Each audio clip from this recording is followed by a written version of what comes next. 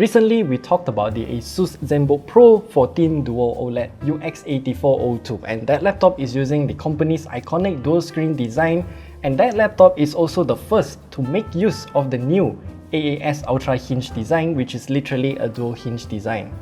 And then comes this laptop. This is the ASUS Zenbook Pro 16X OLED UX7602, and this laptop is also using that AAS Ultra dual hinge design, but it is only using one single screen.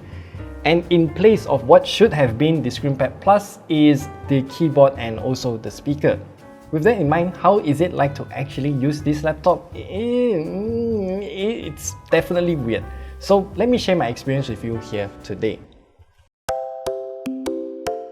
A quick disclaimer, many of the points made in this video is based on my personal preference and also experience while using this laptop, and your preference may vary. So let's jump into the main highlight of this laptop, the AAS Ultra Hinge. Once we open up the lid, the entire keyboard lifts up by about 7 degrees, and depends on how you use your keyboard. Some people may like this angle and some may not. I fall into the latter category because I prefer my wrist to be completely flat or as flat as possible, but this laptop's keyboard requires me to use the laptop by twisting my wrist upwards. Your wrist should be in neutral or quote-unquote flat position to ensure proper ergonomics, by the way. This keyboard is also using a 65% layout, and it took me a long time to adapt to this keyboard layout because the speaker grill on both sides are humongous, and I kept misaligning my fingers when I tried to type on this keyboard. It will definitely take me some time to get used to this keyboard layout, but currently this is where I'm at. Also, the keys themselves are rather stiff, and combined with the angled keyboard, yeah, it's rather fatiguing to type on. And by the way, the part where my arm rests against the laptop, yeah, that part is also rather sharp. Even though it has chamfered edges, it still digs into my skin, which will definitely leave a mark on my hand. Also, this keyboard is quite gamer looking. For some reason, ASUS decided to add RGB to the keyboard, but we can only customize one single zone for its lighting. So we do have a lot of options here, by the way, but yeah, we only have one single zone, and that includes this lid's 30th anniversary logo too, by the way. This also lights up in RGB. And also there are a few more options, like having it to flicker some light when we switch between applications. To those who out-tap a lot while using a Windows PC, then you will probably get epilepsy because this is just very annoying, and that is the one feature that I immediately turned off. And then comes the trackpad. With the keyboard technically moved up high, there are a lot of space made for the trackpad, and ASUS enlarged the trackpad by a lot. Now, this trackpad in itself is actually very good, and it also has a tiny vibration motor, so you will get some sort of feedback when you click on it. And the number pad feature is also present on this laptop as well.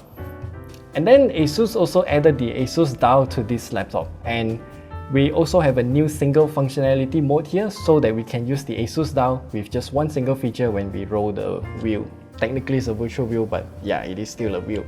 All of the other functionalities of the ASUS Dial remains the same, so there's nothing really much to highlight here. As for the location of the ASUS Dial though, this is something that could have been done better.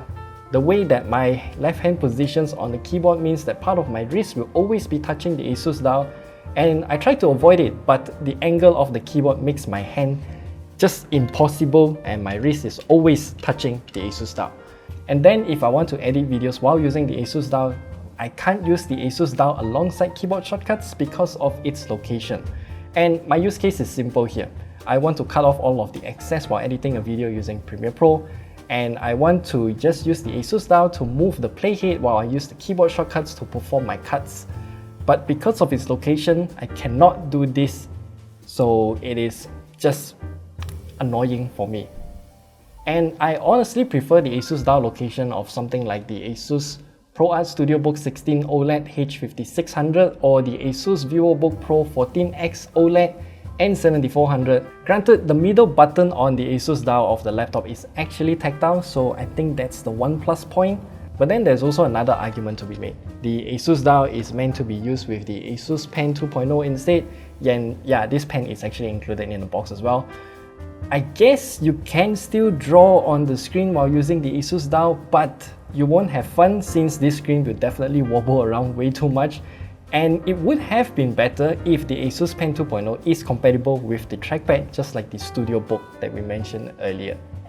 Other than that, this laptop is actually very powerful. So it comes with the Intel Core i7-12700H with an RTX 3060 laptop GPU with 16 gigs of DDR5 at 5200 MHz. And for content creation, there's plenty of power, but in terms of gaming, it will definitely struggle because of its high resolution display of 3840 by 2400 pixels. Essentially, it's a 4K display but with 16:10 in aspect ratio. I played Halo Infinite using the lowest graphical settings, and that got me around 40 FPS, and I had a great time with it.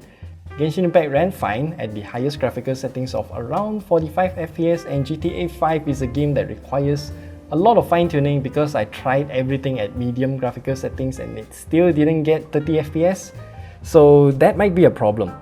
The AAS Ultra Hinge design also creates a huge gap behind here, so technically it is able to provide even better cooling performance, but as we can see from these numbers here, the chip is still going to be very hot.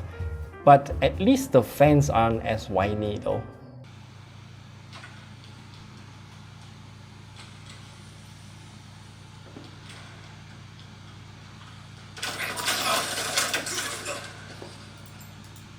The screen is also brilliant as it covers virtually 100% of both sRGB and DCI-P3 color gamuts, but with a slightly high maximum delta E of 2.6, but I think that is okay because our eyes wouldn't realize it anyway. And one more thing that I do want to highlight that is very weird is the double brightness slider. Previously, I have mentioned that all of the Asus OLED laptops kinda operate in two different modes. It's either at 55% brightness or higher, so it will use DC dimming, but anything lower than 55% brightness, it will be in PWM dimming. So turns out, if you go into the My Asus utility and then you scroll down a lot more, you will find something called the DC dimming brightness slider. This brightness slider will be separate from the Windows brightness slider, so I kinda see how Asus wants to retain DC dimming for you to use for your better eye comfort and whatnot. But Asus, you really need to talk with Microsoft to integrate this feature better in terms of the operating system level, or else a lot of people will definitely miss out on this feature. As for the battery, we have a 96 Wh battery, and I was using it at 60% of Windows brightness but 90% DC dimming level in the My Asus, while streaming music from Spotify and also browsing the web using Google Chrome.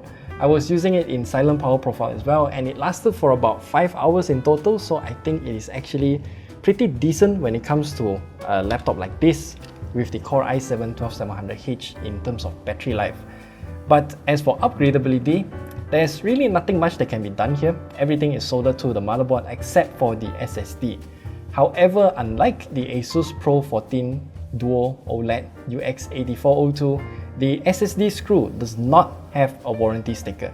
I have no idea why there's such a discrepancy, but that is what I discovered. And we also have a fair selection of ports on this laptop, but I'm just gonna show you all of them here because there's really nothing much to talk about. And so we've reached to the conclusion of this review. This laptop is priced at 11,999 ringgit, and I think it is expensive, and the comfort level of this laptop is questionable because the keyboard is forcefully lifted by 7 degrees and the Asus Dial is going to be up to your personal preference. There's one last thing that I want to highlight though, and that is the weight of this laptop, because this entire machine is not lightweight, and combined with the power brick, here it is, of 200 watts if I'm not wrong. Yeah, this entire setup is gonna be heavy. So yeah, that's it. That's all we have to share with you about this laptop. I already forgotten the name. Whatever the case is, this is the name of the laptop. And if you have any questions, do leave them down in the comment section below. And we'll see you guys in the next video.